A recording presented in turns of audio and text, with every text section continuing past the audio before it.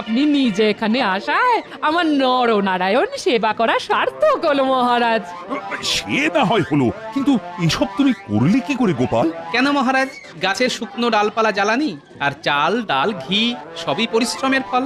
কিন্তু আমি তো জানি তো মন্ত্রী মশাই, আমার বাড়া ভাতে ছাই দেবার জন্য আপনি চেষ্টার ত্রুটি করেননি। কিন্তু কিন্তু তবু দেখুন, মানুষটা নিজের মাথার ঘাম পায়ে ফেলে ওই বাচ্চাদের সাহায্য নিয়ে কেমন হাসি মুখে সব সামলে ফেললো দেখুন। আসলে পরিশ্রম করলে আর সৎ পথে চললে ভগবানও মুখ ফিরিয়ে থাকতে পারেন না মহারাজ।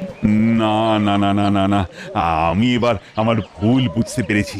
আমি ক্ষমতার অর্থে দম্ভে তোমাকে ছোট করতে চেয়েছিলাম, কিন্তু তুমি আজ আমার চোখ খুলে দিয়েছো। চোখ যখন খুলেই গেছে তখন একটু খিচুড়ি মুখে তুলেই দেখুন না মহারাজ। হ্যাঁ হ্যাঁ, দাও দাও দাও, তাহলে একটু চেখেই দেখি।